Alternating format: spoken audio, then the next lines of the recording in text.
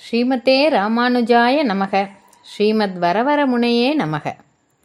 ஸ்ரீ பூமி பிராட்டி ஸ்ரீவைகுந்தத்தில் இருக்கும் எல்லையில்லாத ஆனந்த அனுபவத்தை விட்டு பெரியாழ்வாரின் திருமகளாரான ஆண்டாள் நாச்சியாராக நம் உஜ்ஜீவனத்துக்காகவே இங்கே வந்து அவதரித்தாள். ஸ்ரீ வராகப் பெருமாள் பூமி பிராட்டியிடம், என்னை வாயினால் பாடி மனத்தினால் தியானித்து தூய மலர்களை கொண்டு அர்ச்சித்தால் ஜீவாத்மாக்கள் என்னை எளிதில் அடையலாம் என்று சொன்னதை நாம் அறியும் வண்ணம் பாசுரமா அருளினாள். 5 குடிக்கொரு சந்ததியா என்று ஆழ்வார்கள் வைபவத்தை காட்டிலும் மிஞ்சி இருப்பது ஆண்டாளின் வைபவம்.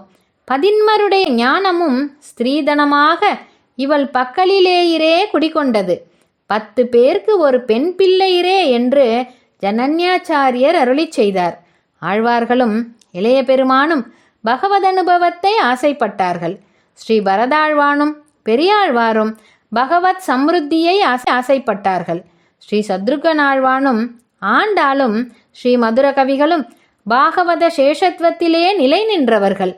திருப்பாவை வேதம் அனைத்துக்கும் வித்தாகும். வேதத்தின் சாரமான அர்த்தமான எம்பெருமானே நமக்கு உபாயம். அவனுக்கு அவன் ஆனந்தத்திற்காக தொடர்ச்சியாக செய்யும் கைங்கரியமே பலன் என்பதை திருப்பாவை நன்கு வெளிக்காட்டுகிறது. ஆண்டாள் திருவடிகளே சரணம். அதனால் இந்த திருப்பாவையில் நம் ஆச்சாரியர்கள் அனைவரும் மிகுந்த ஆசையோடு ஆதரித்து போருவர்கள். எம்பெருமானாருக்கு இந்த பிரபந்தத்தின் மேலுள்ள அளவற்ற பிரேமத்தால் அவருக்கு திருப்பாவை ஜீயர் என்னும் திருநாமம் ஆயிற்று. ஆண்டாள் நாச்சியார் தன்னை கோபிகையாகவும் ஸ்ரீவில்லிபுத்தூரை திருவாய்ப்பாடியாகவும் தன் தோழிகளை கோபிகைகளாகவும் படபெருங்கோயிலுடையானை கண்ணனாகவும் அந்த எம்பெருமானின் சந்நிதியை நந்தகோபரின் திருமாளிகையாகவும் பாவித்து கொண்டு எம்பெருமானை அடைவதற்கு அவனே உபாயம். அடியார்கள் மூலமாகவும் பின்னை பிராட்டி புருஷகாரத்துடனும் அவனை அடைந்து அவனுடைய ஆனந்தத்துக்காகவே கைங்கரியம் செய்வது ஆத்மாவின் ஸ்வரூபத்துக்கு சேர்ந்தது என்பதை எளிய தமிழ் பாசுரங்களின் மூலம் தன்னுடைய பெருங்கருணையாலே வெளியிட்டாள். இந்த திருப்பாவைக்கு தேனும் பாலும் அமுதினும் இனிய வியாக்கியானங்களை நம் பூர்வாச்சாரியர்கள் இட்டருளி இருக்கிறார்கள். அதில் சில அரிய சொற்றொடர்களை எடுத்து திருப்பாவையில் அர்த்தத்தை அனுபவிப்போம். ஆண்டாள் திருவடிகளே சரணம்.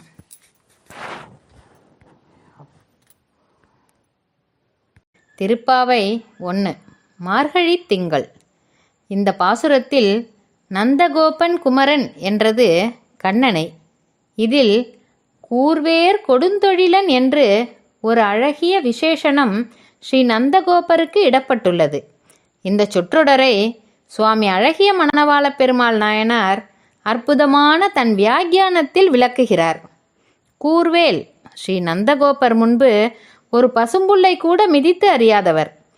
எம்பெருமான் கண்ணன் அவதரித்த பிறகு எம்பெருமான் மீது கொண்ட அதீத அன்பாலே வாத்சல்யத்தாலே அவனுக்கு எந்த ஆபத்து வந்துவிடுமோ என்று வேலை கூராக்கி வைத்து கொண்டு கண்ணனை இமை காப்பது போல் காத்து வந்தார். கொடுந்தொழிலன் அதே பிரேமத்தால் தொட்டில் சமீபத்தில் எறும்பு ஊறினாலும் சிம்மத்தின் மேலே விழுவது போல் வேலை கொண்டு அதை தொடர்ந்து கொள்ளும் அவரானார். எம்பெருமானுக்கு எந்த நோவும் வராமல் இருக்க வேண்டும் என்று வயிறு பிடிக்கும் அவர். ஆண்டாள் பெரியாழ்வார் பெண் பிள்ளையானபடியாலே எம்பெருமானுக்கு என்ன ஆபத்து வரும் என்று பயந்து நந்தகோபாலர் காவலுக்கு உண்டு என்ன தரிக்கிறார்கள். என்னே அவரது பகவத் பிரீத்தி. ஆண்டாள் திருவடிகளே சரணம்.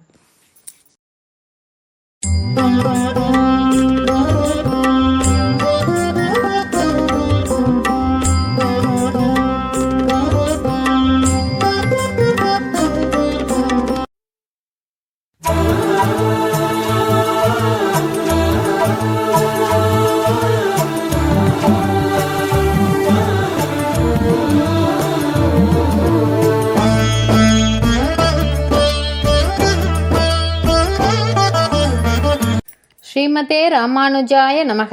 ஸ்ரீமத் வரவரமுனையே நமக. திருப்பாவை 2. வையத்து வாழ்வீர்கள்.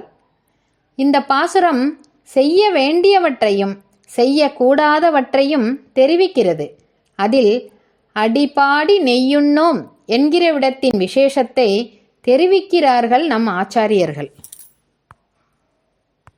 ஏன் இவர்கள் நெய்யும் பாலும் உண்ண வேண்டாம்?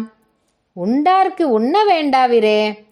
பகவத் அனுபவமாகிற திருவடியை பாடுதலை பண்ணக்கூடிய இவர்களுக்கு வேறு ஒரு உணவு வேண்டுவதில்லை. எம்பெருமானை அடிபணிவதற்கு முன்னால் நெய்யும் பாலும் தாரகமாயிருக்கும். எம்பெருமானே அடிபணிந்த பிறகு அவனை பாடுவது உணவாகிறது. மற்றவை அனைத்தும் தேவையில்லாமல் ஆகிவிட்டது. உண்ணும் சோறு, பருகு நீர், தின்னும் வெற்றிலையும் எல்லாம் கண்ணன் என்று தாரக போஷக போக்கிய வஸ்துக்கள் எல்லாம் கண்ணன் என்று இருப்பவர்கள்.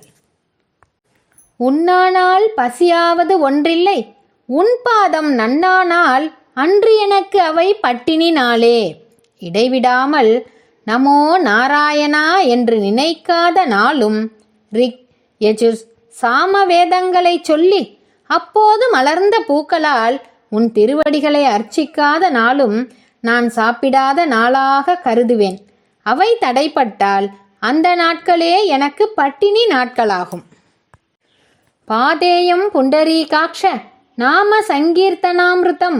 புண்டரீகாட்சனுடைய திருநாம சங்கீர்த்தனம் செய்வதாகிற அமிர்தமே கட்டுச்சோறு. பகவத் அனுபவத்தை விட போக்கியமான உணவு என்ன இருக்க முடியும்? ஸ்ரீமதே ராமானுஜாய நமக. ஆண்டாள் திருவடிகளே சரணம்.